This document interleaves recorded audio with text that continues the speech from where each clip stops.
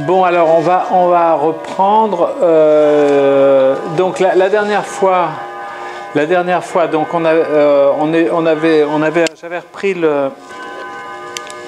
j'avais repris le schéma donc de Lacan, hein, où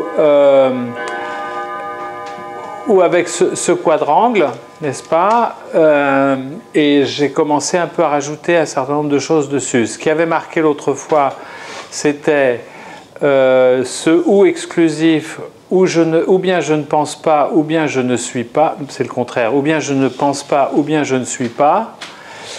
Et si on prend une des parties, on a donc ce je ne pense pas, je ne suis pas, et si on les conjoint, tu peux ouvrir. Si on les conjoint, eh bien, on a cette forme-là. Et ce que note Lacan, et on va développer ça aujourd'hui, c'est que... Ah, tiens. Oh là,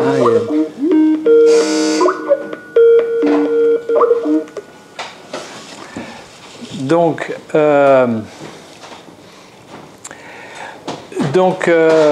sur ces deux, là, ce qu'on voit ici, c'est que ce qu'on avait vu la dernière fois, c'est que qu'il s'agisse du côté du je ne pense pas ou du côté de je ne suis pas, il manque une partie. Il n'y a pas tout. Hein, alors. Mais dans le passage à l'acte, pardon ? Dans le passage à l'acte, Attends, on va y venir après. Pour le moment, je reprends ce qui était dessiné la dernière fois, c'est-à-dire qu'il n'y avait pas tous ces commentaires autour. Hein ? Alors, premièrement, d'abord, je voudrais reprendre l'écriture qu'a fait la façon dont Lacan en parle, c'est-à-dire qu'au lieu de je ne suis pas et je ne pense pas, il dit ça d'une autre façon, il dit pas je suis ou pas je pense, qui est il indique bien que je ne pense pas, la négation ne porte pas sur le verbe penser ou sur le verbe être, mais sur le sujet. C'est-à-dire que si on dit je ne pense pas, ça laisse entendre qu'il n'y a pas de pensée. Par contre, si on dit c'est pas je qui pense, ça indique qu'il y a de la pensée, mais qu'elle n'est pas du domaine du je. Ce qui est complètement différent. Alors, pareil pour l'être, donc, pas je suis, ça ne veut pas dire qu'il n'y a pas d'être, mais que la dimension de l'être du sujet, il n'est pas au niveau du je. Oui, c'est ça, il n'est pas au niveau du je. Bon. Ok. Alors, donc là, j'ai rajouté pas mal de choses qui définissent un petit peu la logique du fantasme, mais je me suis demandé pourquoi il parlait de ce fameux groupe de Klein. Et donc on va faire un détour par le groupe de Klein, et qui ensuite vient d'une certaine façon expliquer pourquoi c'est architecturé comme ça. Alors, donc je vais... Alors, pour ce qui est du groupe de Klein,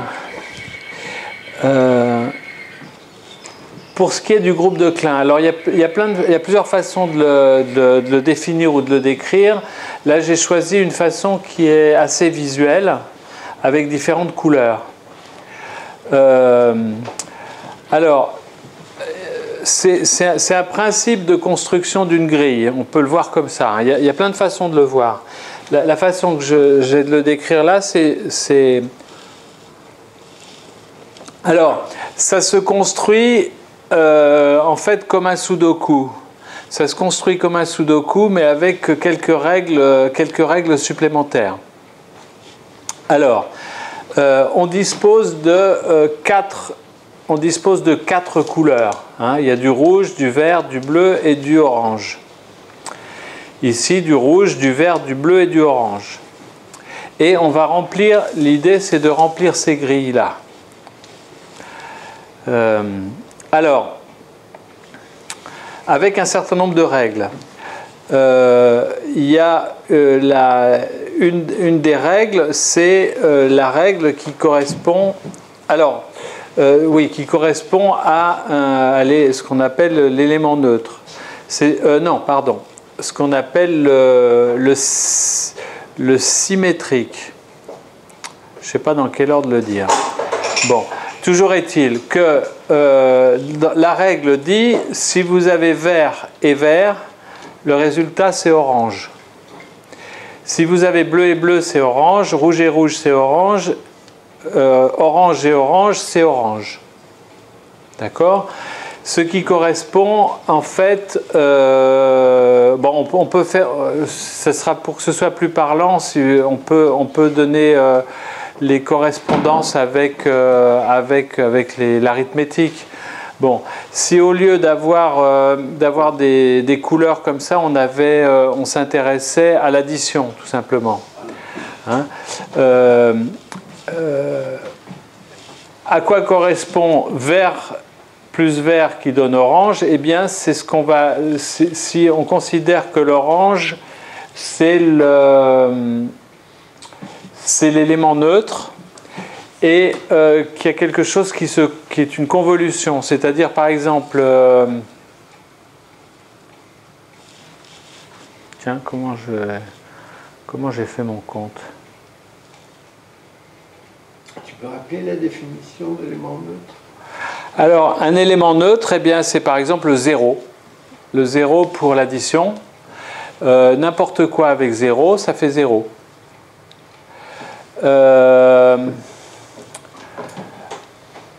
Dans la multiplication, c'est le 1. Dans la multiplication, c'est le 1, l'élément neutre. Je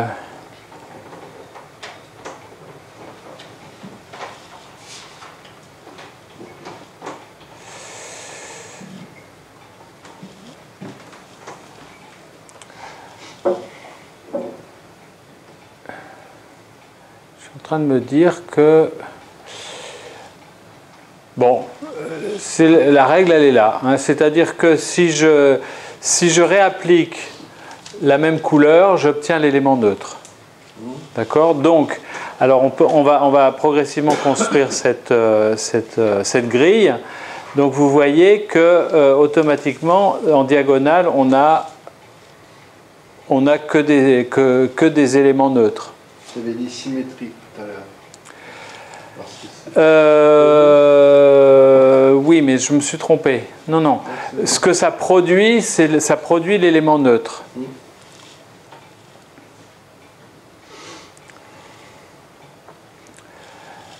Alors, premier point. Deuxième point. Alors, également, deuxième règle,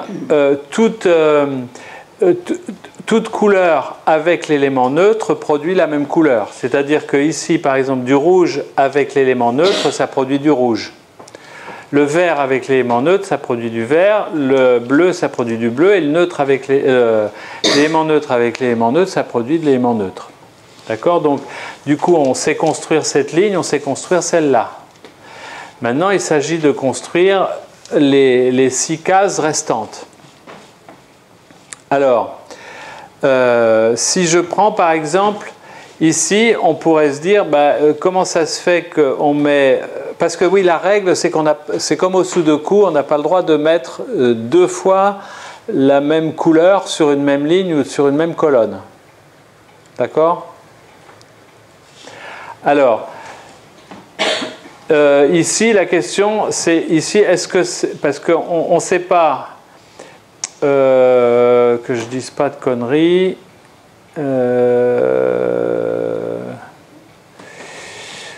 Alors attends. Oui, ici c'est du bleu nécessairement, puisque là on a l'élément neutre. Donc là on ne sait pas a priori s'il faut mettre du vert ou du rouge. Sauf qu'il n'y a que cette possibilité-là, parce que si on met le rouge ici, il y a déjà un rouge. Ça fait rouge-rouge. C'est pas clair. Un rouge par voilà. colonne et un rouge par... Oui, mais là je suis en train d'essayer de construire la grille. Et quand je construis la grille, on a vu que celle-là, je savais, à la limite, on peut mettre des points noirs pour dire les grilles, les couleurs dont on est sûr. D'accord, si on, hein? Alors, donc, on a dit que ça, pas voilà, tout ça c'est construit.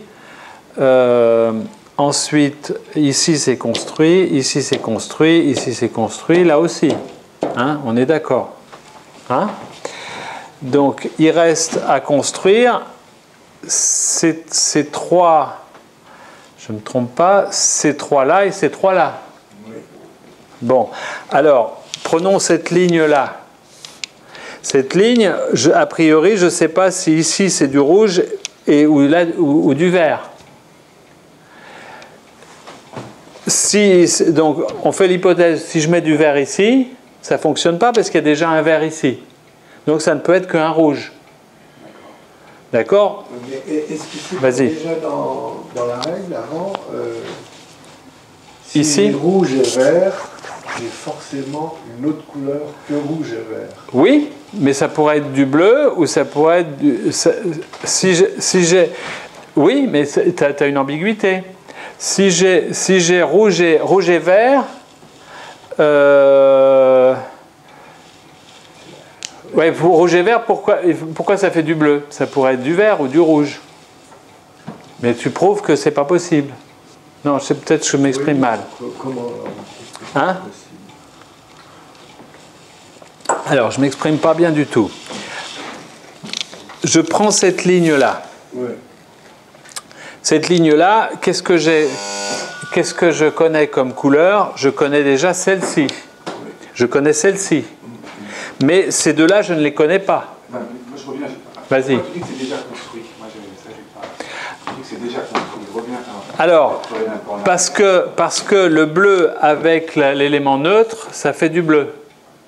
D'accord. Ici, tu as la règle ici. Hein, deux mêmes couleurs produisent de l'orange. Hein? Donc là, ici, j'avais du bleu. Donc du bleu avec de l'orange, ça fait du bleu.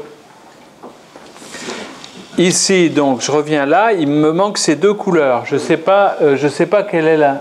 Bonjour. Je ne sais pas quelle est la couleur.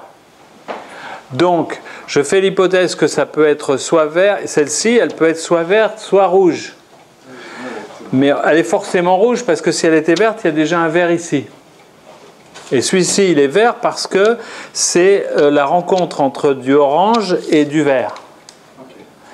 Donc là, j'ai construit cette ligne. Ici, ben, il reste la seule couleur qui n'est pas construite, c'est le bleu, donc c'est du bleu. D'accord. Ici, pareil, donc si ça c'est du bleu, ici c'est du rouge, etc. On peut construire tout progressivement. Alors, maintenant, donc voilà, donc on a construit notre Sudoku, on est très content. Maintenant, la question qui se pose, avant de revenir sur la clinique, la question qui se pose, c'est est-ce que c'est un groupe? Alors, qu'est-ce que c'est qu'un groupe en mathématiques? Un groupe en mathématiques, il y a plusieurs propriétés.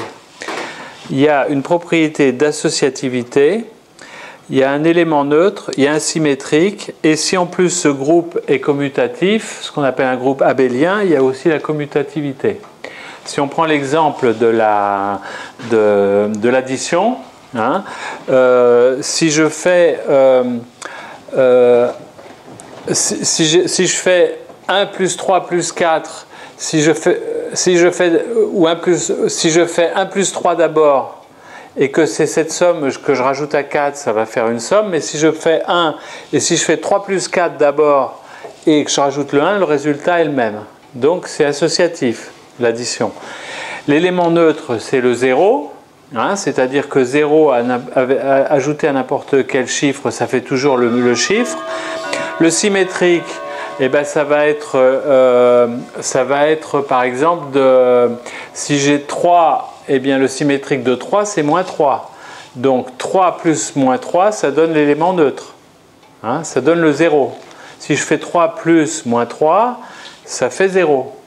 Donc c'est ça la symétrie. La symétrie, c'est quand on applique avec l'inverse ou le symétrique et qu'on obtient bien l'élément neutre. Et la commutativité, 3 plus 2, ça fait la même chose que 2 plus 3. Donc là, ici, on n'a pas le temps de le prouver parce que mais ça s'écrit très bien. Hein. Si tu écris une équation avec les couleurs, on peut s'apercevoir que c'est qu'il y a associativité, élément neutre, symétrie et commutativité. Donc le groupe de Klein est un groupe abélien, c'est-à-dire un groupe commutatif. Alors, maintenant, comment on passe de ce schéma au schéma de Lacan avec ces flèches, hein? Alors, je vais reprendre ce diagramme et puis on va l'écrire autrement. Alors, si je pars, c'est une autre façon d'écrire les cases. Hein. Ici, si je pars de ABCD avec les couleurs, voilà, donc rouge, vert, bleu, orange. Qui se trouve ici, rouge, vert, bleu, orange. Rouge, vert, bleu, orange. D'accord? Rouge, vert, bleu, orange. Hein?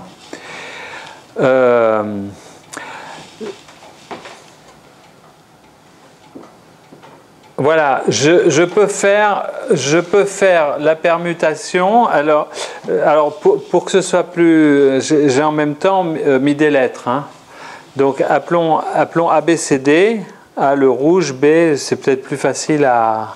On peut voir les deux façons. On peut inverser rouge-vert et inverser en même temps bleu-orange, ce qui fait BADC. C'est ce qu'on a ici. Vert, rouge, orange, bleu. D'accord? Et donc ici aussi, vert, rouge, orange, bleu. D'accord? Ensuite, on peut inverser les deux premiers et les deux derniers. C'est-à-dire ici, on passe à bleu, orange, rouge, vert. Bleu, orange, rouge, vert. Alors, bleu, orange, rouge, vert. D'accord? Bleu, orange, rouge, vert. Et puis le dernier, qui est d'inverser ABCD à l'envers, hein, c'est-à-dire passer à orange, bleu, vert, rouge, orange, bleu, vert, rouge. Et qu'on doit retrouver ici, orange, bleu, vert, rouge. D'accord?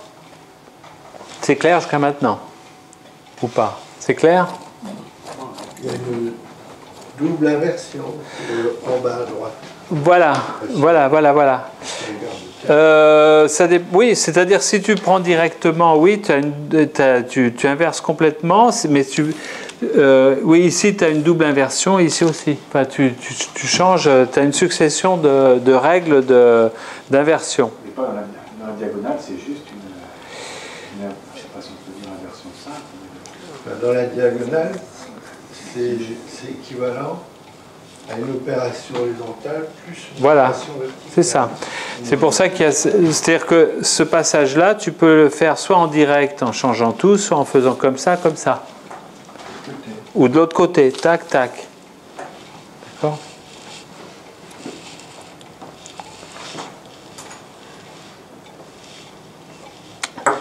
Bon. Alors là, toutes les flèches sont dans les deux sens. Hein, parce qu'une fois qu'on est là, on peut remonter, etc.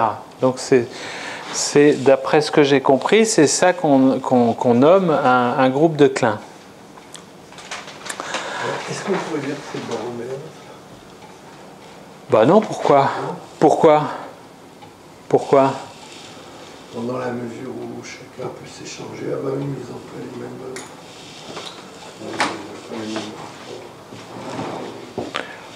Bah, c'est un peu peut-être tiré par les cheveux, hein? Alors, donc, voilà, là on est sur du purement mathématique. Maintenant, comment Lacan utilise ça? Alors,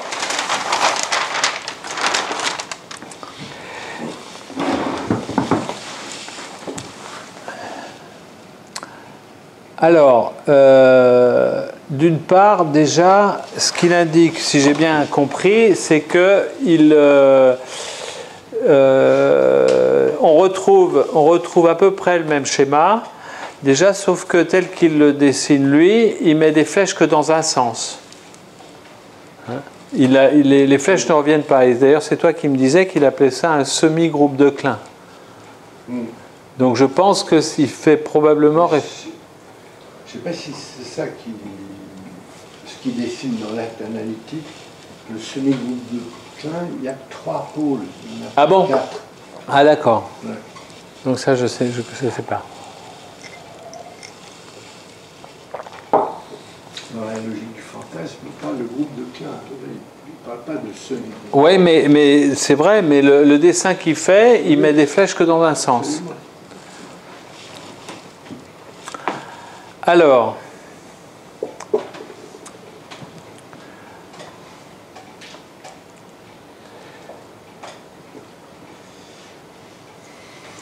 Alors, il caractérise, il donne des noms à chacune de ces quatre phases.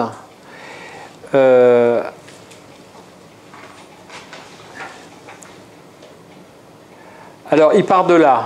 Il part de là où ce qu'il appelle ce choix aliénant. Du pas je qui pense ou du pas je qui est. Il est aliénant en quoi? Il est aliénant en ceci que ça ne peut pas être les deux à la fois. C'est que comme tout ou exclusif, la porte qui est ouverte ou fermée, il n'y a pas de possibilité d'avoir les deux à la fois. Donc tout ce qui est vert, c'est ce qui est retiré. Alors il appelle ça donc le choix aliénant, parce que c'est un choix, mais dans lequel on va être amené à perdre quelque chose. Alors, donc, avec des axes qui sont ou bien, c'est-à-dire ou bien c'est pas je qui pense, ou bien c'est pas je qui est. Et si on les envisage ensemble, eh bien, on s'aperçoit que quelle que soit donc la position subjective, eh bien, il y a une marque dans l'autre. C'est-à-dire qu'il y a une incomplétude. Il y a une incomplétude dans ces deux positions subjectives. Et ce que Lacan nomme du phallus. Et donc, c'est-à-dire que, en quoi c'est aussi une marque de l'aliénation, c'est que quel que soit le choix qu'on fait, de toute façon, il va manquer quelque chose. Le choix qu'on fait n'est pas un choix sans reste. Il y a quelque chose qui n'est pas accessible et qui, bien sûr, est le support du désir. C'est-à-dire que c'est parce qu'on est aliéné dans le choix qu'au niveau de la rencontre entre ces moments où pas je est et où pas je pense, eh bien que ces moments sont support du désir. Parce que il y a une dimension manquante.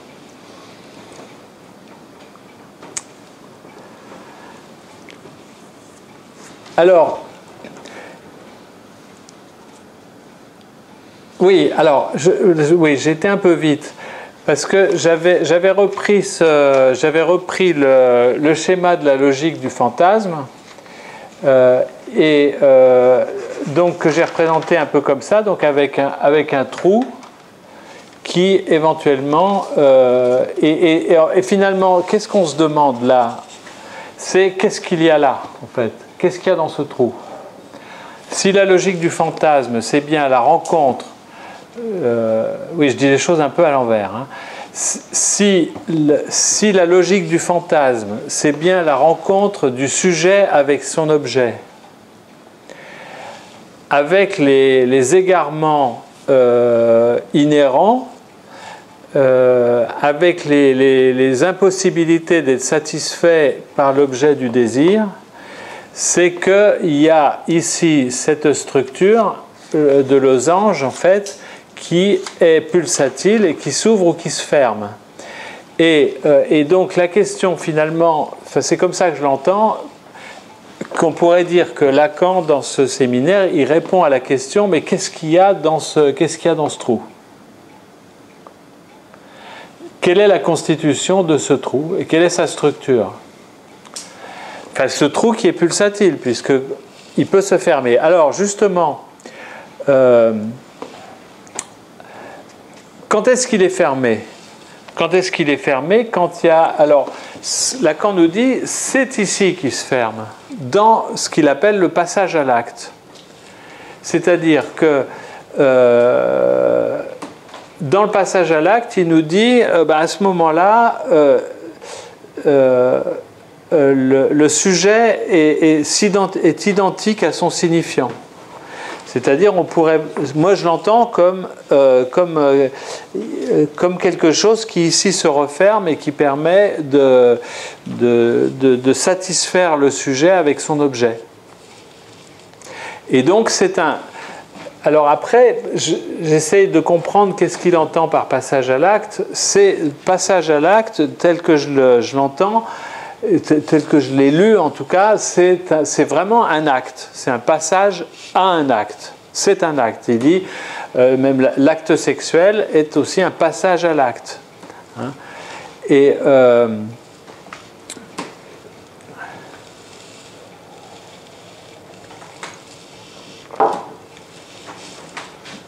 il dit, bon là c'est au niveau du ça ou du S, puisque c'est pas je pense. Hein.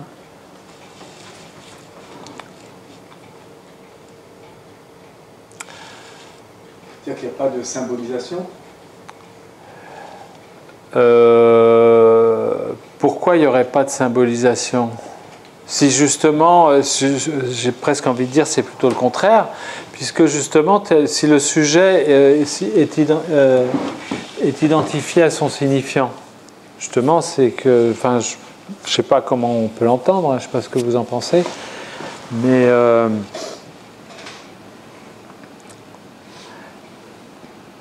je dirais qu'il y a une rencontre justement satisfaisante entre le sujet et son signifiant. Non? Mais là, il n'y aurait pas fermeture du losange. Les passages à l'acte. Parce qu'il y a toujours la lunule verte qui manque.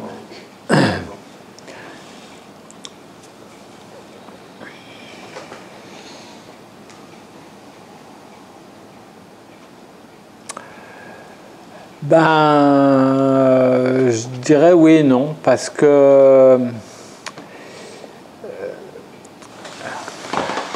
moi ce que je dirais c'est que cet ensemble-là, qui est le sujet avec ce losange,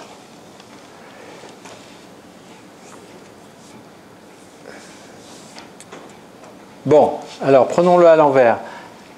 A, c'est un objet. Si A c'est un objet, c'est quelque chose qui est compatible avec cette structure de disque. Hein, c'est cette partie rouge-verte, hein, rouge-bleu plutôt, qui est là. Hein, puisque Lacan il reprend, mais il le met lui toujours sur un cross-cap. Moi, je préfère le mettre là-dessus, c'est plus facile à comprendre pour moi en tout cas. Donc l'objet, c'est cette structure-là. Maintenant, ce sujet divisé, et ça, c'est peut-être ce qui est vert ici, c'est-à-dire que ça serait ce qui est de l'ordre du réel du sujet.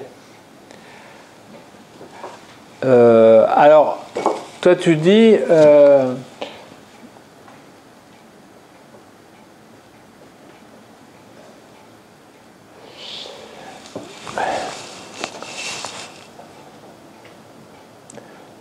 Toi, tu dis qu'il n'y aurait pas de... Le losange ne se fermerait pas parce qu'il y a cette lunule qui reste. C'est ça que tu dis? Oui, une question. Autre question. Si Page pense, est-ce que ça pense pour lui, pour le sujet? Ah bah, Page... Ah bah, peut-être, oui, parce que justement, de le dire sous forme pas je pense, ça ne supprime pas la pensée. Ben oui, c'est ce sur quoi tu as... Et donc, ça serait du ça, c'est peut-être que ça pense, peut-être. C'est qu'il y a de la pensée, mais pas à l'endroit où on dit je. Tu sais, quand on dit ah bah, au fait, à quoi tu penses? Tu vois ah bah oui, je pense. Mais là, c'est une autre. C'est un autre lieu, en fait. Bah, ça correspond, en tout cas, ça correspondrait bien apparemment à la façon dont on peut se représenter le passage à l'acte, où le sujet est hors de lui. Enfin, il n'y est pas. Ce n'est pas n'importe quoi. Mais on serait tenté de dire, effectivement, ça pense pour lui. Il est un peu agi. Oui. Mais alors là, justement, il parle ici de l'acting out. Et alors, toute la difficulté, enfin pour moi, c'est de faire la différence entre le passage à l'acte et l'acting out. Ah, ça, il explique assez bien dans le séminaire sur l'angoisse. Hein.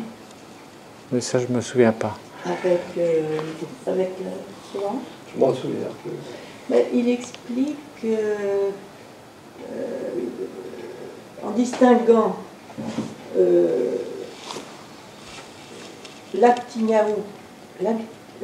out qui est une façon de monter sur la scène. Ouais. Alors pour la jeune sexuelle, c'est la façon dont elle s'affiche avec celle sur laquelle elle a jeté son dévolu. Elle s'affiche ainsi aux yeux de son père. Elle montre quelque chose. C'est donner à voir et donner à entendre. Ouais. Et on dit souvent que les actings dans une analyse sont destinés à... sont un appel à ce que quelque chose soit entendu, qu'il n'a pas encore été. Que l'analyste éventuellement n'a pas entendu. Voilà, ou pas encore. Oui. Hein, donc c'est une manière de montrer et faire appel à l'interprétation. Donc l'acting out, il y a de la monstration, on monte sur la scène, oui. là, Oui. tandis que le passage à l'acte, alors l'exemple c'est quand elle se jette du haut du chemin de fer, là, oui. Mais ça, c'est considéré comme passage à l'acte ou acting out? Oui, passage à l'acte. Passage à l'acte. Passage à l'acte. La leader common. Oui. Donc il y a bien un sens, mais un sens qui dépasse complètement. Oui, mais en même temps, l'histoire la cervelle fraîche, là, il en fait un acting out et non pas passage à l'acte. Oui.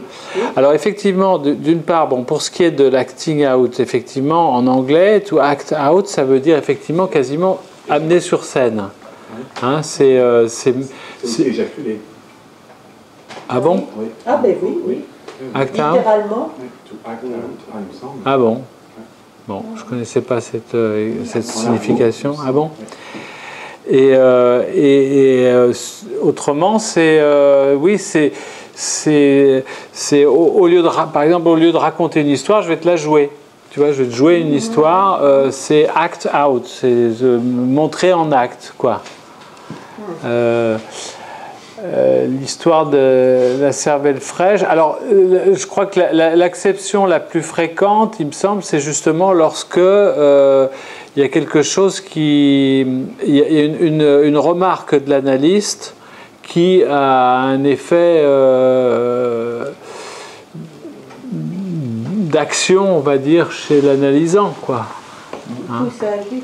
Oui, mais l'histoire, le mec qui en sortant de sa séance va acheter des cervelles fraîches parce que les interprétations de son analyste sont trop intellectuelles, ou enfin on peut donner un certain nombre de... Il lui dit qu'il n'est pas du tout un plagiaire. Il ne veut pas entendre ce que lui dit son patient dans l'histoire. Il essaye de lui mettre en rapport avec la réalité.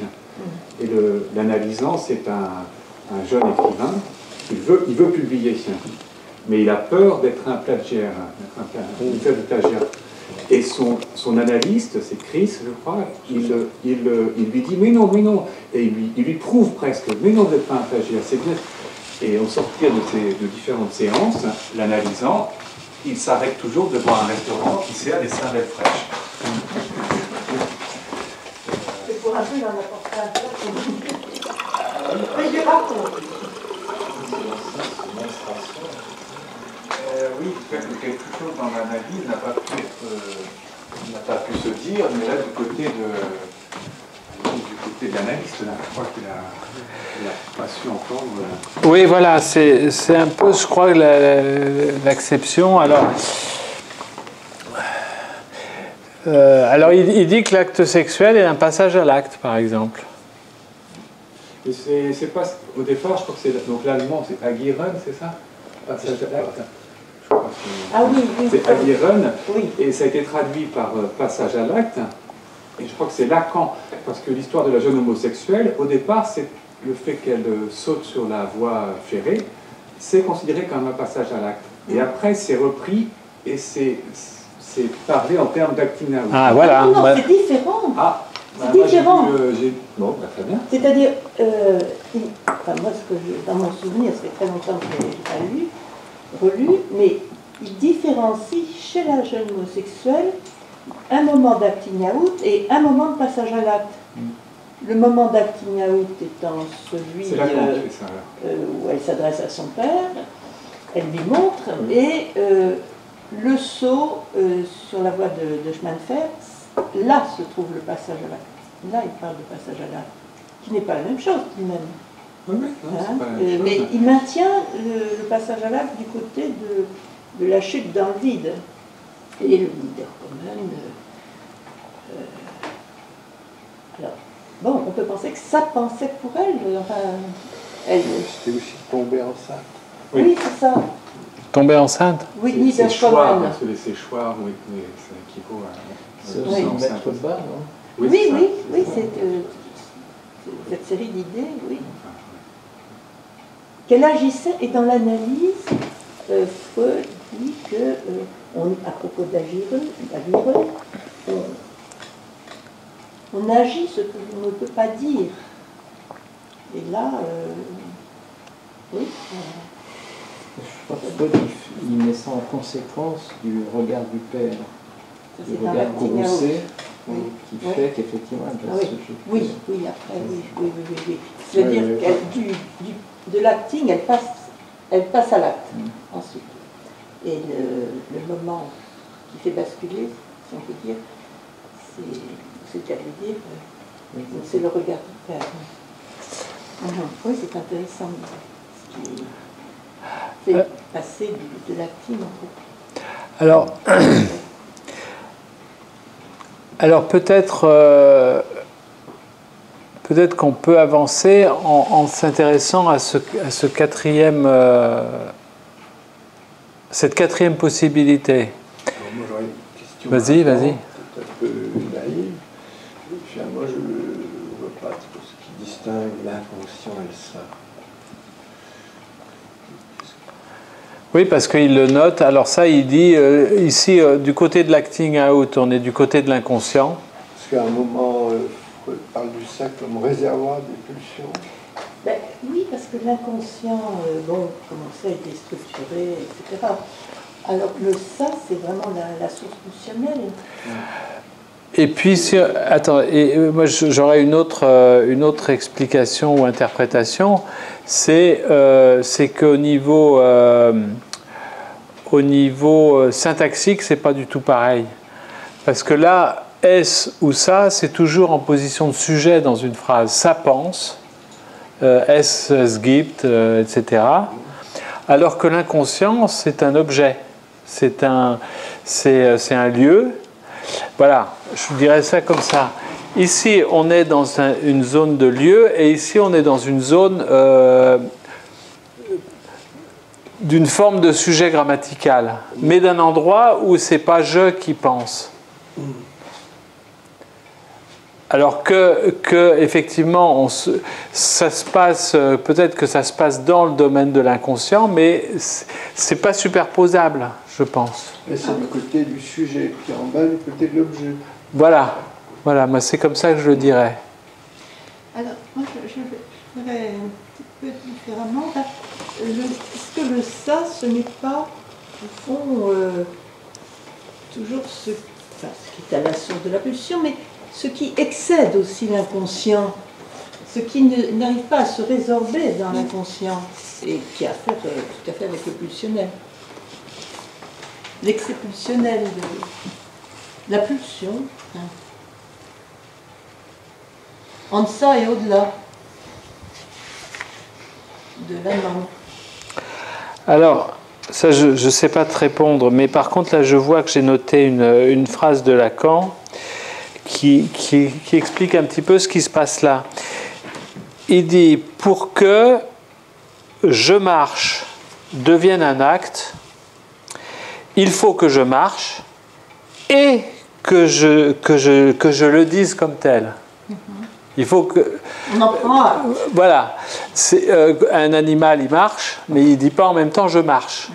Et si je marche en disant « je marche », ça devient un acte. Mais alors là, on bute sur le sens psychiatrique de passage à l'acte. Voilà, alors c'est ça, voilà. Mais je pense que dans le sens psychiatrique, passage à l'acte et acting out, c'est quasiment pareil.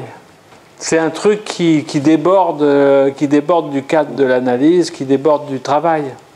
Mais je pense que c'est une version, c'est une vision assez fautive en fait, qui n'est pas assez nuancée. Ce qu'en dit Lacan, il me semble beaucoup plus nuancé, et il les oppose. Hein. Il distingue, oui. Il les distingue complètement. Il dit l'acting out est du domaine peut-être de l'être, mais pas là où je dis je. Hein. Le passage à l'acte est peut-être du côté de la pensée, mais pas là où je dis je pense.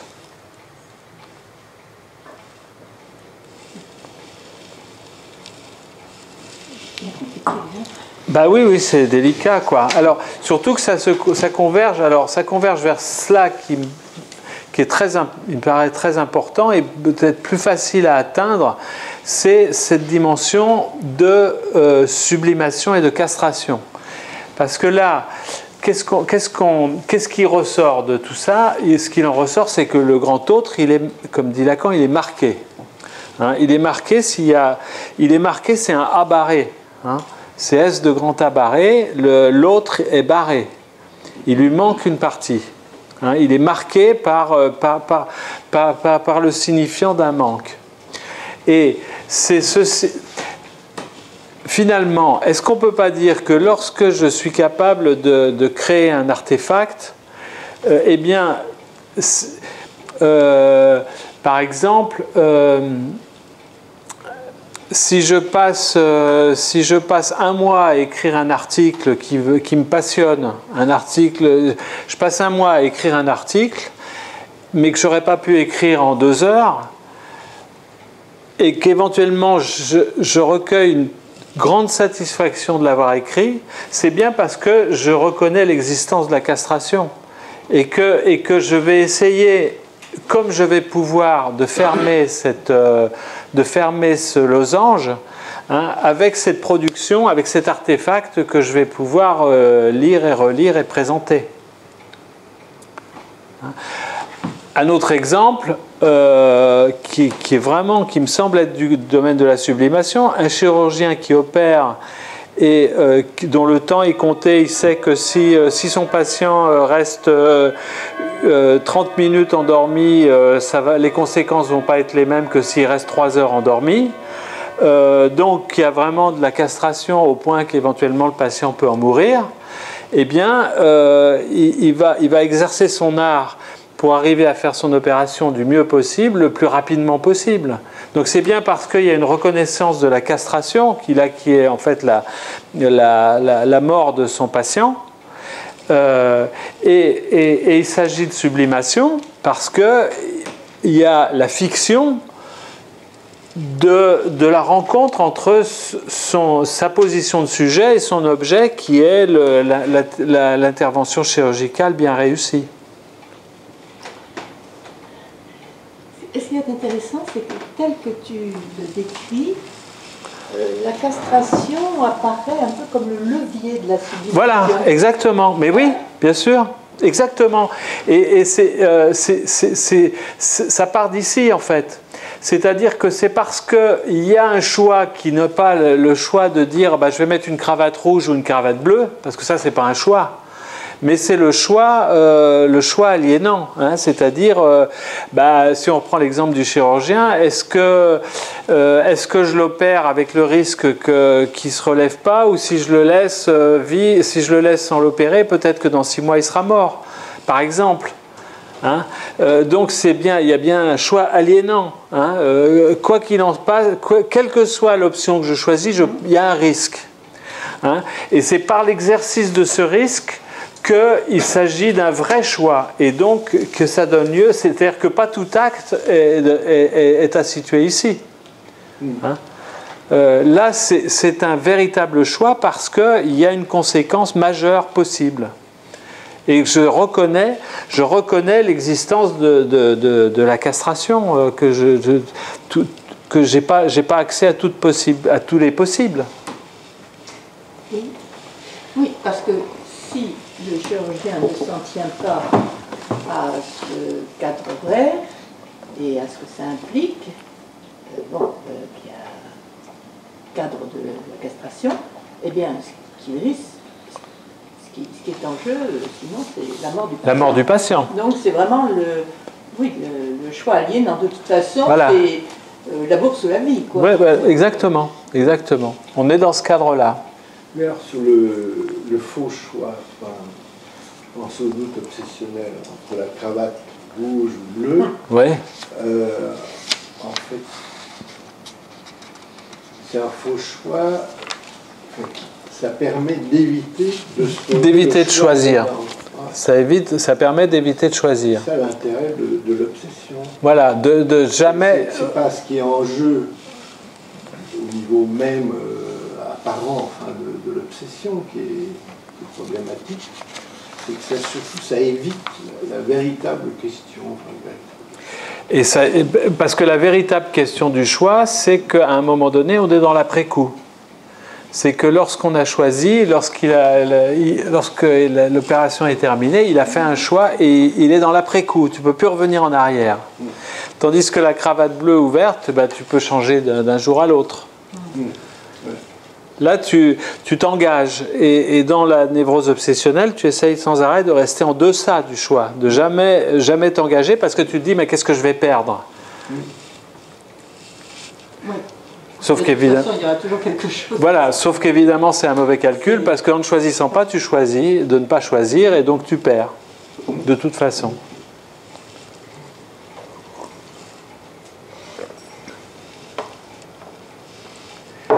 Bon, alors là-dessus, ça, donc là on l'a vu. Tu peux redire 2 mots sur pourquoi il y a répétition là au-dessus du... Alors, parce que tel que je le dirais moi, c'est parce que le sujet est mis sans cesse devant ce choix. Il se répète. Alors, ou bien on l'élimine dans le cadre de la névrose obsessionnelle, et donc du coup on est condamné à le répéter, mais comme un non-choix, ou bien je pourrais dire aussi que c'est dans la structure du sujet qu'il y a cette structure. C'est une structure, elle, qui se répète.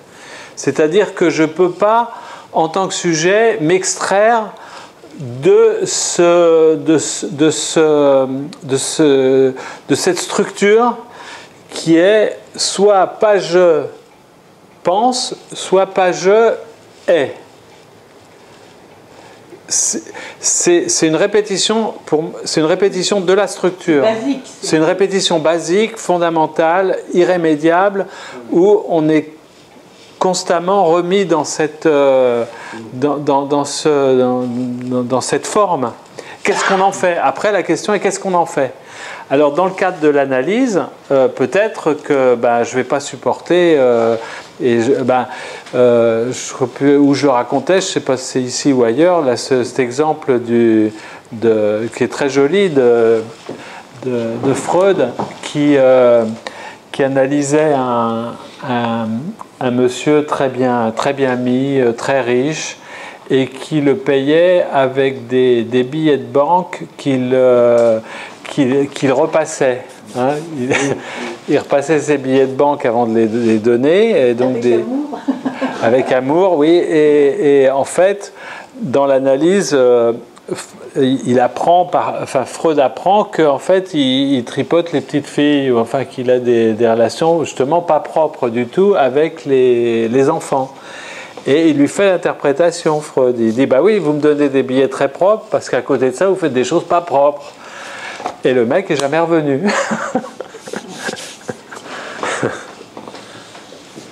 Pour revenir à ce schéma,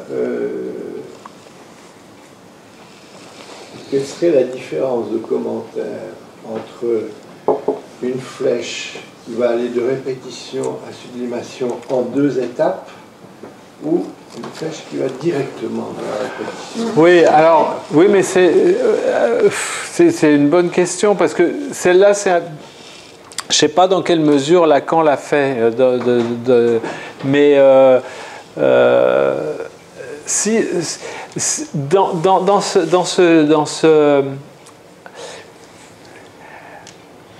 alors, si je dirais que c'est de l'interprétation personnelle, hein, mais je dirais que c'est presque une question d'habitude. Si je reprends l'exemple du chirurgien, je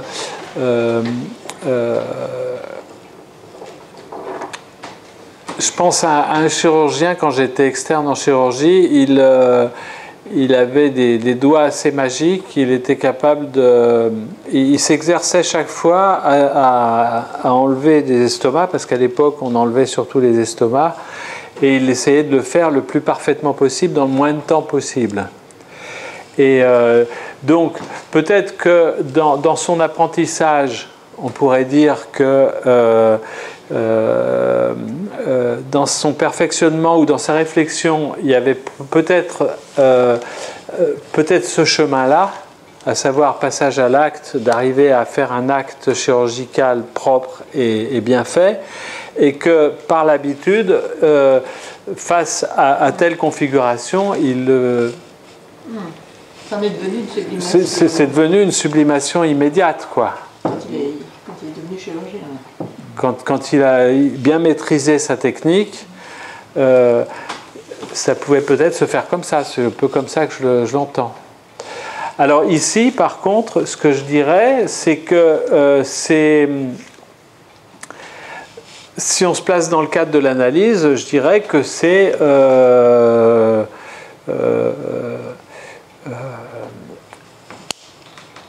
mon analyste m'a dit un truc totalement inadmissible, je me suis barré. Et puis pendant 2 mois, je ne suis pas revenu. Et puis au bout de 2 mois, quand même, je me dis que s'il m'a dit ça, c'est peut-être pas si con que ça. Et finalement, j'ai buté sur quelque chose qui est de l'ordre de la castration. Et je peux faire ce parcours-là vers la sublimation et retourner, poursuivre le travail analytique, par exemple. Ou d'essayer d'analyser quel a été mon acting out par rapport à l'interprétation que m'a fait mon analyste. que finalement, passage à l'acte et acting out, on peut dire que c'est un refus de la castration. Non, peut-être là, oui. Là, ici, là, beaucoup moins, je pense. Là, tu les présentes comme sur le chemin de la, Oui. sur le chemin de la sublimation. Oui, Une étape. oui. Et Lacan écrit le transfert là, entre répétition et sublimation parce qu'il poursuit ça dans l'acte analytique. Quoi, redis ça, redis. Dans l'acte analytique, il poursuit ce schéma Ah bon? et après il écrit transfert là. Sur la diagonale. dans Ici voilà, Ah. transfert ici. Et d'ailleurs, j'ai toujours entendu dire que la logique du fantasme et l'acte analytique allaient de pair. Enfin, c'est peut-être un. C'est comment un au ensemble. niveau des années? C'est quand ça, C'est l'un à la suite de l'autre. l'acte analytique. l'acte analytique, c'est après? Oui. Juste après. Oui. Ah L'un oui. voit l'autre, je crois. Est-ce que vous dites Ah oui. le Parce rappel qu'il écrit aussi l'acte analytique entre le passage à l'acte et acting out Dans ce sens-là? Dans ce sens-là. Ah. Mais il ne met pas passage à l'acte et acting out à ces endroits-là. Ah bon Ah. C'est une autre élaboration en fait. Par Ouais. rapport à l'acte Et mais il les analytique. met où, petit? Mais il ne les Oui. place pas enfin, dans mon souvenir, il ne les place pas. Et alors, il met le transfert entre la répétition et la sublimation. Dans ce lecteur et l'acte analytique dans l'autre diagonale. Alors, ça voudrait dire que sous transfert, on peut faire l'économie de l'acting out et du passage à l'acte. Là, par rapport à tout ce qui a été dit entre ces circuits, c'est vrai que cette ligne directe entre répétition et sublimation, le transfert, ça devrait bien ponctuer ça. Enfin, le processus analytique n'est pas une ligne directe. Oui, mais ça ne veut pas dire pour autant Oui. que c'est direct. Là, c'est sur le schéma qu'il faut dire. Oui, mais enfin, il peut y avoir des petits chemins de traverse du côté passage Oui, à mais l'acte. la ligne est dessinée, Oui, oui. c'est un schématisme. Alors, est-ce qu'on peut pas dire que comment s'organise ce parcours direct? On pourrait dire qu'il s'organise dans la mesure où, lorsque je suis confronté à un choix aliénant, de toute façon, que je choisisse vers le passage à l'acte ou que je choisisse vers l'acting out, de toute façon, j'aurai affaire à de la castration. Et donc, quel que soit le choix que je fais, je ne peux pas être satisfait, à y échapper. Je ne peux pas y échapper, je suis néanmoins contraint à ce... Par contre, là, ça, je trouve ça très intéressant, quoi, cette dimension du phallus qui est le support du désir, en fait. Hein. C'est que de toute façon, l'autre est marqué, de toute façon, il en manque un bout. Et qu'on a besoin de l'autre. On a besoin de l'autre, soit de l'autre artefact, soit de l'autre humain, soit de... on ne peut pas éviter. C'est inévitable. Alors, il y a quelques petites... Oui, mais au lieu de subir, on peut essayer Voilà. d'en jouer, d'en faire quelque chose. C'est ça. D'arranger et même Exactement. Exactement. Au lieu d'en faire une source de... produire quelque chose. Au lieu d'en faire une source de mélancolie, au contraire, en faire une source motrice. Oui.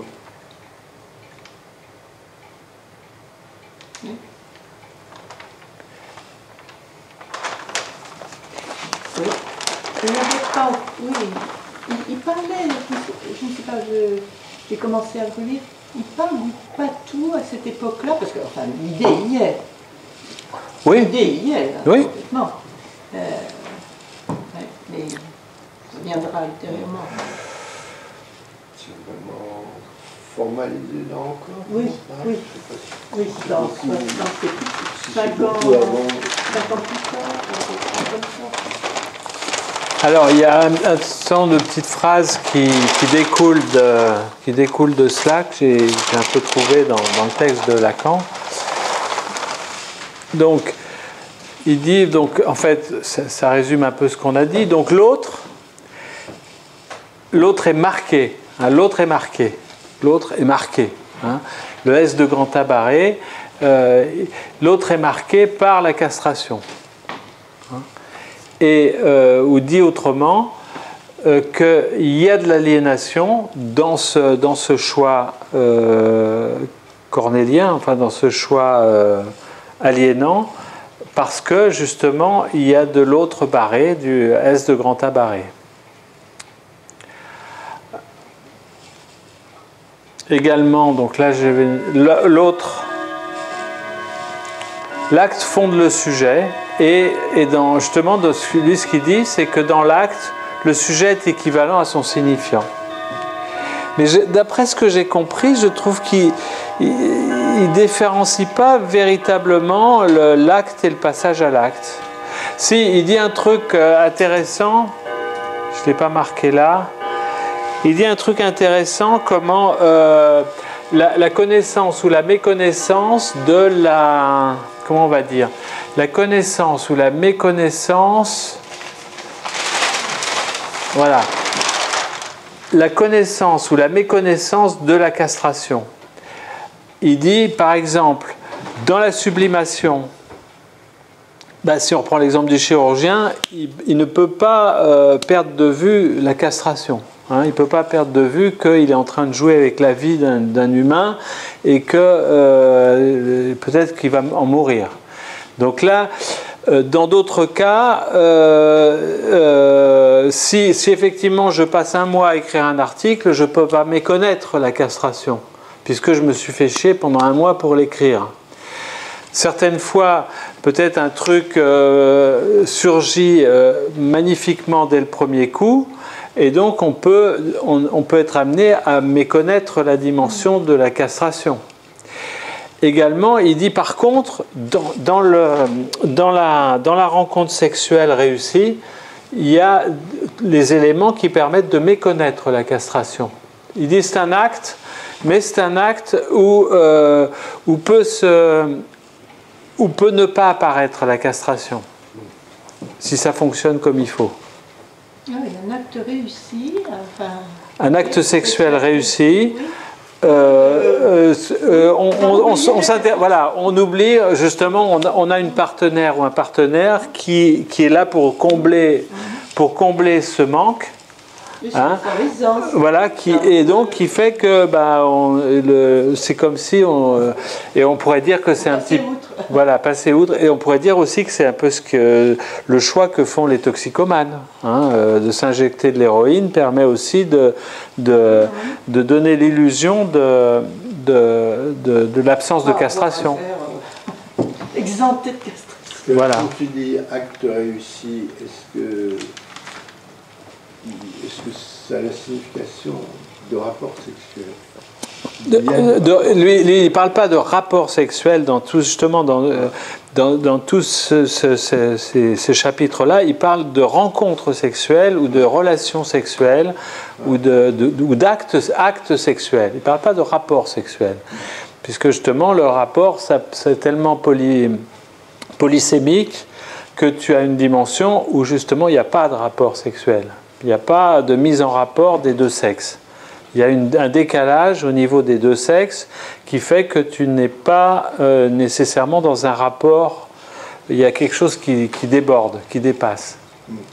D'accord ? Je revenais avec ma question là, sur Joyce, quoi. Quand il y a du rapport sexuel. Est-ce que ça avait un lien avec ce dont tu parles? Peut-être, je ne sais pas. Il y a du rapport sexuel, mais enfin, dans le souvenir que vous avez présenté, il n'y avait pas d'acte sexuel. Ça n'avait pas de soi, c'était problématique, semble-t-il. D'où la correspondance. Enfin, c'est l'impression que ça donnait. C'était très cru. Oui, mais la correspondance. La correspondance. Non, je ne l'ai pas lu. Correspondance de quoi? Ce que vous en disiez. Joyce à Nora. Ce que vous en disiez, c'était très cru, mais on a. Enfin, c'est qu'elle était tout de même un peu... C'était pas rien. Mais on avait l'impression que ça pouvait venir à la place d'eux. Que cet échange de lettres, là, vraiment très cru, pouvait venir à la place de l'acte sexuel. Parce qu'il décrit aussi des choses qui auraient eu lieu entre deux. Il écrit des histoires de contes, des choses comme ça.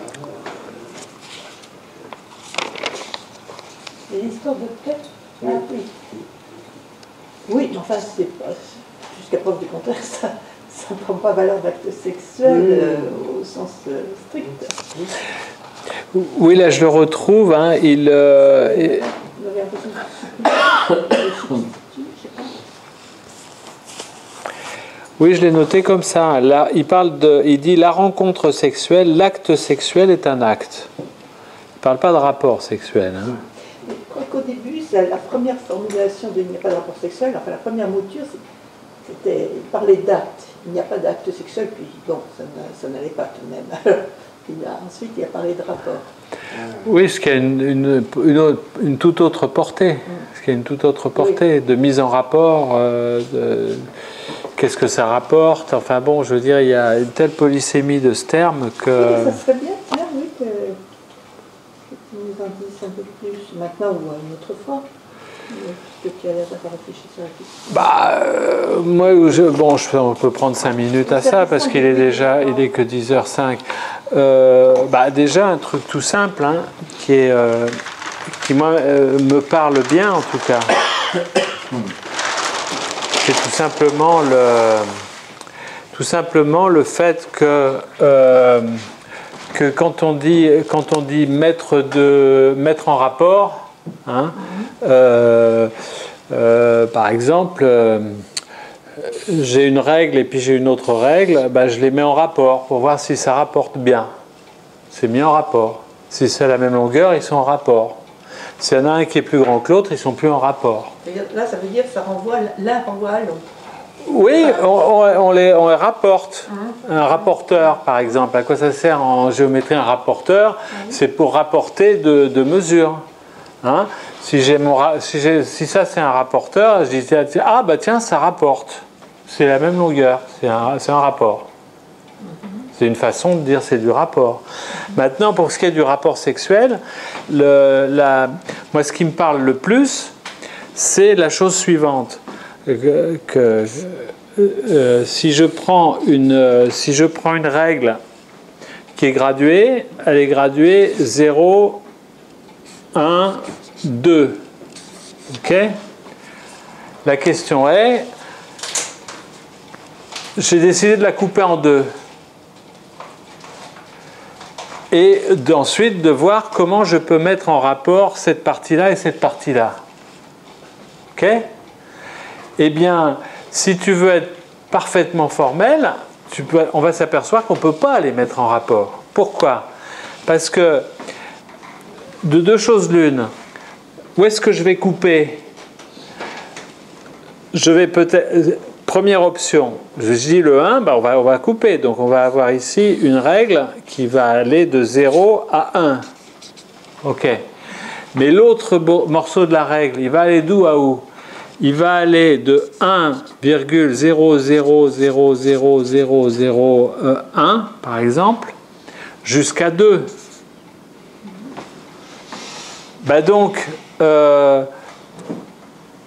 Donc la longueur de ce bout-là est plus petite que celui-là. Celui-ci, il va avoir comme longueur 1, mais celui-ci, ce morceau-là, il va avoir quoi comme longueur ? Il va avoir 0,99999 et ce que tu veux derrière. Donc quand tu les mets en rapport, il y a un truc en plus ici. C'est la limite. Oui. Le 1 ne peut pas être de chaque côté. Le 1, tu es obligé de décider de quel côté tu mets le 1. Ah oui. Donc c'est pas en rapport. Et justement dans ça fait obstacle, ça fait ça fait un machin en plus. Ah oui. Ça fait un machin en plus, ça fait objection à la mise en rapport. Ce morceau-là sera nécessairement plus court que celui-là. De presque rien. Mais tu peux pas couper le 1 en deux. Le 1, tu peux pas le couper en deux. Ça a un lien avec ensemble ouvert, ensemble fermé. Oui, bien sûr. Bien sûr. Dans le premier cas, là, le premier. Voilà. Alors, La borne est incluse. Voilà. Oui, voilà, exactement. Donc, on pourrait dire que. Voilà. Donc, on pourrait dire qu'on va mettre en rapport à ce moment-là ce qu'on appelle un segment et en rapport avec un ouvert, un semi-segment qui serait comme ça. C'est-à-dire qu'ici, on exclut la borne. Hein, ici, donc, on a 0, 1, et ici, on a le droit mathématiquement de dire 1, 2, sauf qu'on sait que le 1, il n'y est pas. On exclut le 1. C'est 1, en fait c'est 1 plus epsilon. Aussi petit qu'on veut, mais... Ou moins epsilon. Non, on commence... Non, je veux dire, la borne, ici, elle est à 1 et un tout petit chouïa en plus. Oui. Elle est à 1 plus epsilon. Aussi petit qu'on veut. Donc du coup, il est exclu.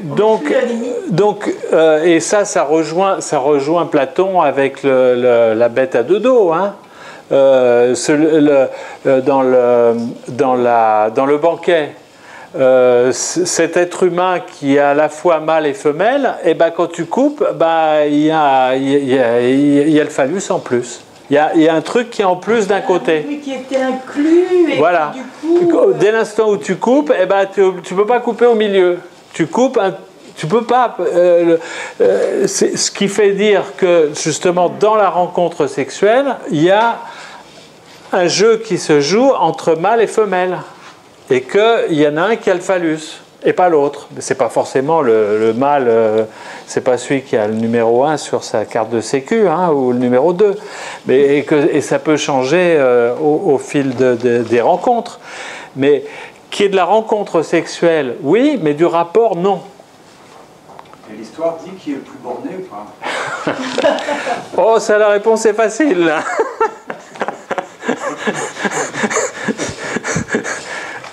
Alors, ça c'est une façon de le dire. Après, tu as plein d'autres façons. Parce que quand tu dis qu'un champ de blé, ça rapporte, hein, c'est aussi du rapport sexuel.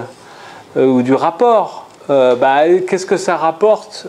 Quel est le rapport au sens de rapport comme un champ, lucratif, etc., de gain? Qu'est-ce qu'on gagne qu'est-ce que ça rapporte la rencontre sexuelle? Puis il y en a 5 ou 6 autres. Là, je les ai plus en tête. Je les avais notés, je ne sais où. Le rapport de gendarmerie. Ouais, voilà. Alors ça c'est le point le plus important sur lequel Lacan insiste. C'est la dimension de rapport de gendarmerie. C'est-à-dire que un rapport il le dit d'une façon assez marrante. Il dit lors de la rencontre sexuelle, l'être humain bafouille. C'est-à-dire que si tu veux, si un gendarme voulait retranscrire ce que se dit un couple en train de faire l'amour, il mettrait des mots, des machins. Voilà, il ne peut pas faire un rapport de gendarmerie concernant un rapport sexuel. Tu as deux. Donc, ça, il le dit dans la logique du fantôme. Ah non, c'est ailleurs, je ne sais plus où, mais il le dit beaucoup plus tard, vers encore, ou je ne sais plus où, je l'ai entendu le dire. Il dit, dans la rencontre sexuelle, l'être humain bafouille. Je trouve que c'est très bien dit.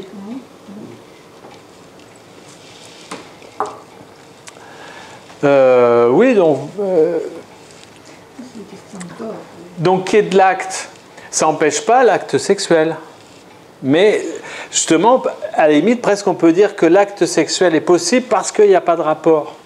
Parce qu'il y en a un des deux qui va avoir le phallus. Ou il y en a un des deux qui va considérer qu'il n'arrive à fonctionner que parce que l'autre représente le phallus.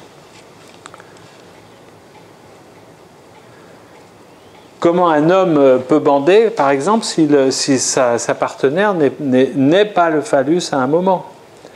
Ça ne marche pas comme lever le bras. Hein. Et donc, toujours pour revenir dans le symptôme, quand il parle de rapport,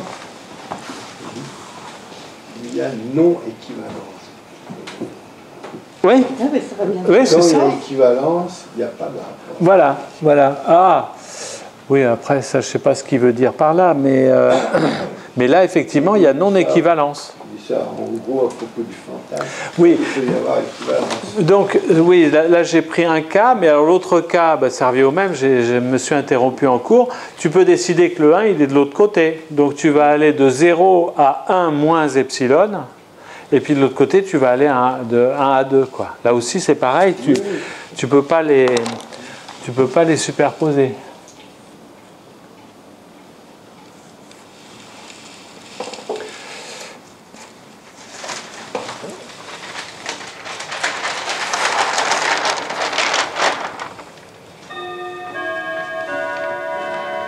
Ah oui, alors, ça c'est intéressant aussi cette phrase qui dit la sublimation, justement, est... Alors voilà.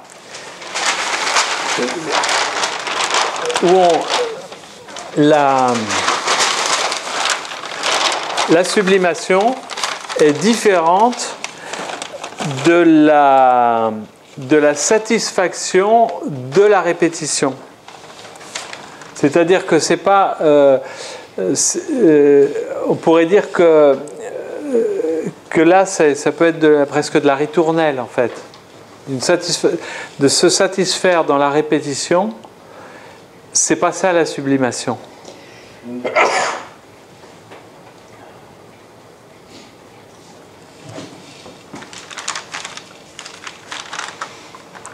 Ce ne serait pas la même satisfaction. Voilà, c'est là. Je pense qu'ailleurs, il pourrait dire que c'est une pauvre jouissance. Oui. C'est ça.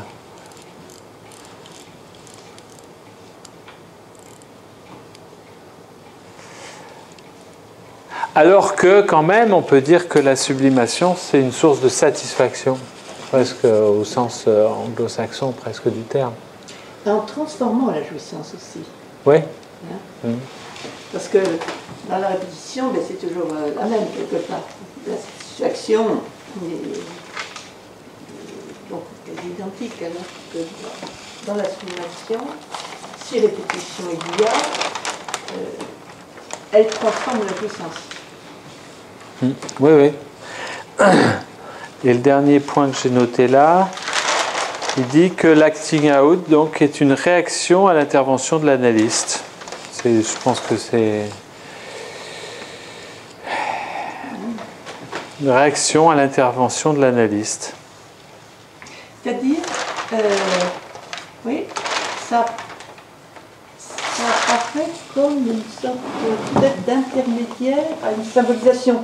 C'est pas encore, ça ne peut pas encore se symboliser, ça a été entendu, une intervention d'analyste. Hein.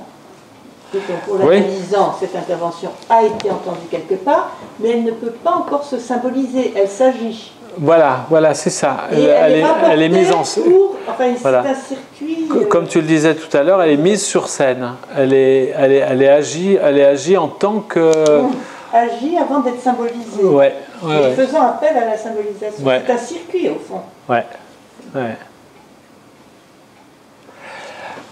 Alors, quelle heure il est tôt, hein, c'est vrai qu'on a fait vite là aujourd'hui. D'accord, tu peux. La dernière, là. Ah oui, l'acting out, c'est une réaction. C'est même différent de ce qu'on avait dit plus tôt. Hein. Bah non, moi non. Vous n'avez pas entendu l'analyse. Oui. Alors que là, ça peut être une réaction à une oui, interprétation. Aussi, oui, c'est vrai, oui. Oui. Réaction à oui. C'est comment la. On peut aussi entendre que là, dans le cas de l'analysant qui va manger des saveurs fraîches, c'est une réaction à ce que à l'analyste. Oui, tout à fait. Tout à fait, oui. À ce qu'il a dit, à ce que l'analyste a pointé et qui. Et puis face à l'interprétation de Freud qui lui dit qu'il fait des choses sales en donnant des billets propres, là aussi c'est une réaction sous forme d'un acting out. Hein. C'est-à-dire, qu'est-ce qu'il n'avait pas entendu l'analyste? Bon, il s'était contenté bêtement de lire consciencieusement et dire non, vous ne plagiez pas du tout. Hein. Bon, mais ça, justement, ça ne s'est pas passé. Il était à côté de la fac. Mais qu'est-ce qu'il aurait dû entendre?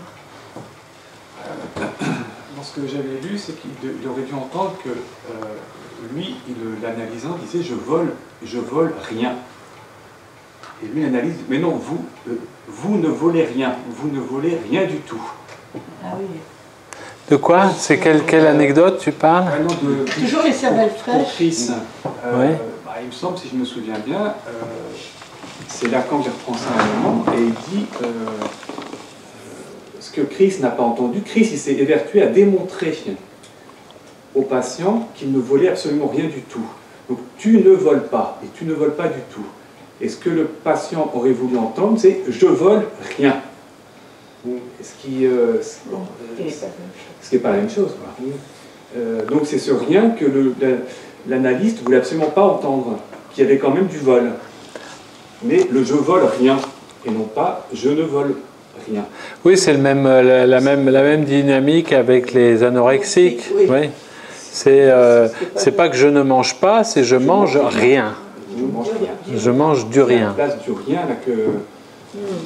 Et lui, il avait fait, enfin, moi tel que je l'avais compris, c'est que l'analyste voulait absolument donc lui prouver. Mais non, Bruno, mais non, ce que vous faites, c'est tout à fait original. Il allait dire, mais ça ne répondait pas à ce qu'avait le patient.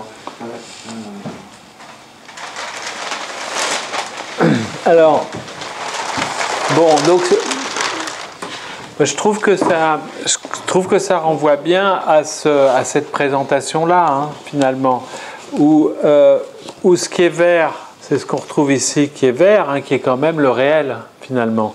Parce que là, cette position ouverte du losange qui fait trou, hein, quand c'est fermé, ça fait plus trou, ça fait juste une ligne qui permet de passer du sujet à l'objet. C'est ce qu'on retrouve ici, hein, c'est tout ce qui est vert ici. Si ce qui est rouge et bleu ici, ça correspond bien à l'objet, hein, avec le sujet qui est un petit peu situé par là, eh bien, tout ce qui est vert ici, qui correspond au passage, hein, vous vous souvenez, qui correspond au passage au plan projectif, c'est-à-dire ici, donc, qu'est-ce qu'on a au final? Ici, eh ben, on a tout simplement on a la rencontre, on a finalement la rencontre plus ou moins satisfaisante entre un disque, donc qui a un côté rouge et bleu, et puis un anneau de Möbius. Hein, la partie verte ici, qui correspond en fait... Alors, regardez, c'est assez marrant, parce que, donc là, on a bien, disons, un côté rouge de ce fameux disque, et puis un côté bleu, hein, fait ici en dessous, hein, il est derrière, hein, d'accord?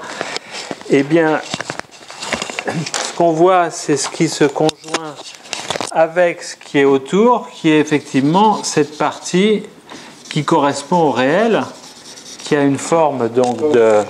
Hein? Ça ne correspond pas au sujet, la bande de Möbius?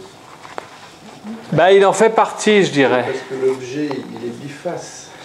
Oui, c'est vrai, mais oui, je suis d'accord. L'objet, c'est le disque. Mais non, voilà, c'est à l'objet ici, mais il a raison. Je pense, mais sauf que également, on va dans un certain parcours, on va aussi trouver le sujet au niveau de l'objet également. Ah oui. Mais là, oui, je suis d'accord. C'est pour ça que donc là ici, le sujet est le réel.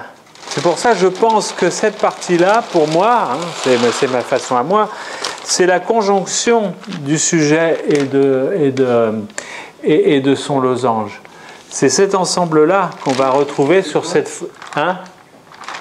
Cette conjonction fait quoi? Cette conjonction du sujet, ici il y a l'objet, hein, et cette conjonction qu'il y a ici entre le sujet et ce losange, c'est cette partie möbienne.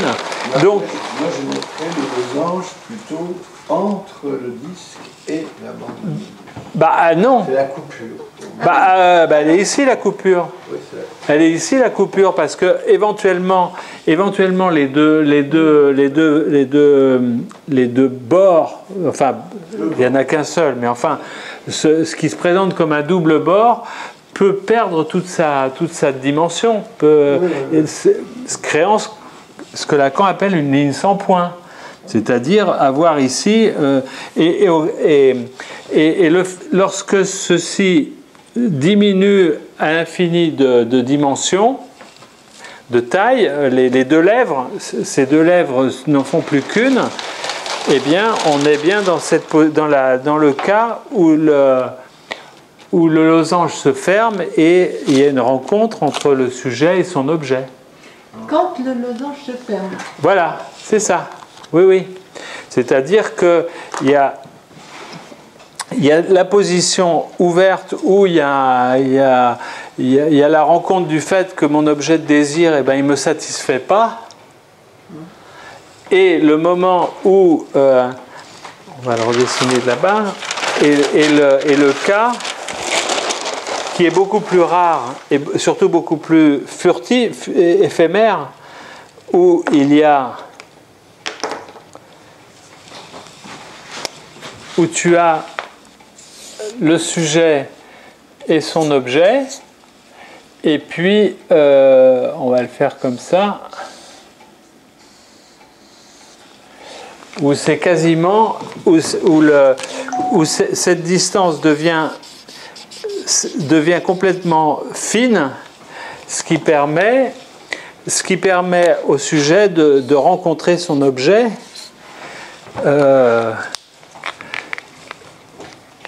La solution de continuité disparaît, quoi. C'est-à-dire qu'il n'y a plus d'interdiction ou d'impossibilité de passer du sujet à l'objet. Et cette dimension est très pulsatile, c'est-à-dire que c'est la sensation très éphémère qu'on a de dire ah ben j'ai acheté je sais pas j'ai acheté un nouveau pull et il me va vachement bien, j'en suis hyper content, c'est mon objet, je suis très content. Et puis après voilà un instant. Voilà, c'est ça. Où j'ai acheté des nouvelles chaussures Nike et puis le lendemain je m'aperçois qu'elles sont un peu petites. Et puis la rencontre.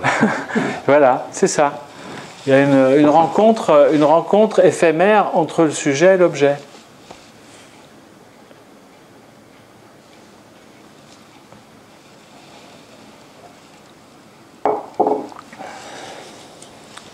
Alors ensuite, Lacan part dans les divisions harmoniques et dans le... Je vois pas pourquoi trop il fait ça. Avec le nombre d'or, qu'à mon avis il calcule à l'envers. Il faudrait que je continue à le lire, mais l'équation qui donne du nombre d'or n'est pas celle qui est l'équation standard. Le résultat n'est pas le même. Tu es d'accord ? Non.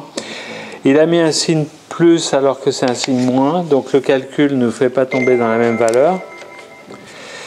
Et puis alors il essaye de représenter, c'est presque comme s'il donnait un chiffre. Il dit si on prend A, le grand A qui vaut 1, combien vaut petit a? et il donne un nombre, mais qui est fait à partir d'une équation qui est fausse. Alors bon... Mais est-ce que c'est pas ce qui sera repris, je ne sais pas si c'est avant ou après, avec les suites de Fibonacci?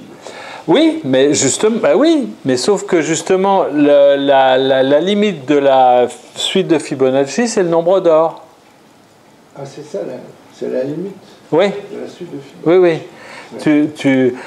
Suivant comment tu l'écris, tu arrives au nombre d'or à partir des suites de... Ce que j'en avais retenu, c'était incommensurable, quoi. Le rapport entre 1 et A, le petit a. Mais quoi, ce petit a-là? Oui, dans la suite de Fibonacci. De toute façon, il faudrait reprendre l'équation, mais la suite de Fibonacci, c'est une des façons d'écrire le nombre d'or. Mais sinon, la façon la plus standard de l'écrire, c'est de prendre les solutions de l'équation x2 moins x moins 1 égale 0. Quand tu résous cette équation, tu arrives à un truc qui est de l'ordre de racine 1 demi de 1 plus racine de 5, ce qui fait 1,666. Mais lui, Lacan, il ne parle pas de cette équation-là, il parle de l'équation x2 plus x moins 1 égale 0. ce qui donne un autre résultat. Je ne sais pas pourquoi et il dit c'est le nombre d'or. Ça, c'est pas le nombre d'or. C'est pas l'équation du nombre d'or, c'est celle-ci. Que tu peux écrire autrement. Hein. Tu peux l'écrire avec x moins 1 égale 1 sur x, par exemple. La façon dont c'est prêt. Quand on écrit avec petit a, ça fait a carré moins a moins 1 égale 0. Voilà, sauf que lui, il fait a carré plus a moins 1 égale 0. Mais on peut substituer le petit a au x. Là. Oui, bien sûr, oui, il n'y a pas de souci, bien sûr. Mais sauf que là, tu arrives au niveau des racines, tu arrives bien à 1,6 et quelques, là, tu arrives à 1,3. Ça n'a rien à voir. Je sais pas comment il fait son raisonnement et comment il le fait sur cette formule fausse. Ça serait intéressant de voir ce qu'il en est dit, par exemple, sur la version de Lally, la version de la logique du fantasme. Quelle est la version de Lally, par exemple? Il faudrait regarder. Parce que là c'est sur une version qui a l'air d'être assez... on se demande même d'ailleurs s'ils n'avaient pas l'audio, parce qu'il dit, là il y a des rires. C'est impressionnant, hein, cette version. Hein. C'est impressionnant. Hein. C'est pas Patrick Ballas? Non. Non, c'est un groupe qui s'appelle cette affaire-là. Cette affaire-là. Ah oui, il y avait eu cette écriture voilà. Pour le transfert, et ouais. c'est le même groupe? Je crois que j'ai trouvé le nom à un moment, parce qu'ils avaient un nom un peu différent, mais je ne sais plus. Mais il y a des versions différentes, et sur certains points, certaines sont plus éclairantes, sur d'autres... Ouais. Donc, bon... Et là, il faudrait que je regarde sur les sténotypies que j'ai, mais en tout cas, quand tu suis le raisonnement, c'est bizarre. C'est bizarre. Moi, j'ai une version aussi très ancienne. Voilà.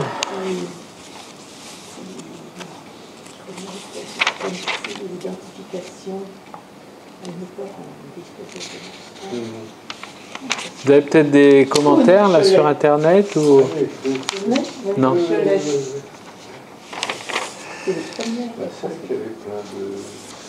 cas, pour la logique du fantasme, c'est bien quelque chose qui s'écrit, quoi. Voilà. Voilà. La logique, il le dit que la logique du fantasme, c'est une logique grammaticale. C'est logos, c'est quelque chose qui s'écrit. Voilà. Ouais. Ceux et celles qui a transcrit dans un premier temps, ensuite ça peut se interpréter comme des copies. Bon, il y a d'autres choses qu'on se dit. Bien intéressant. Alors là, ça correspondait aux 7 premiers chapitres. Ah non, l'autre fois, c'était les 7 premiers chapitres. Là, c'est un peu plus de la moitié. Ça va jusque je sais plus, au mois de mars ou jusqu'au mois de mars. Sauf que j'ai pas repris là parce que les raisonnements qu'il fait sur la division harmonique et le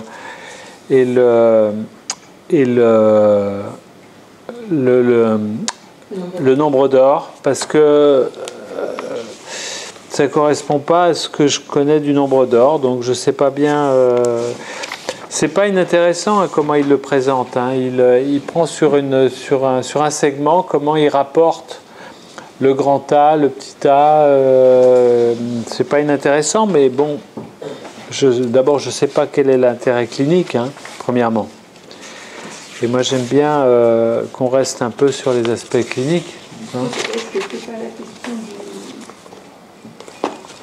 du rapport du phallus et du petit a, oui? Oui, il y a oui. Et puis par rapport au grand autre, oui.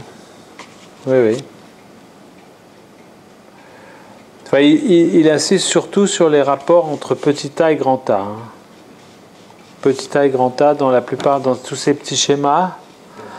Le phi, non, il le représente, il l'a dans l'autre partie, dans ce que je montrais tout à l'heure. Tu poursuivras. Oui, alors donc qu'est-ce qu'on fait la prochaine fois? Est-ce que vous voulez qu'on continue sur la logique du fantasme ou qu'est-ce que vous...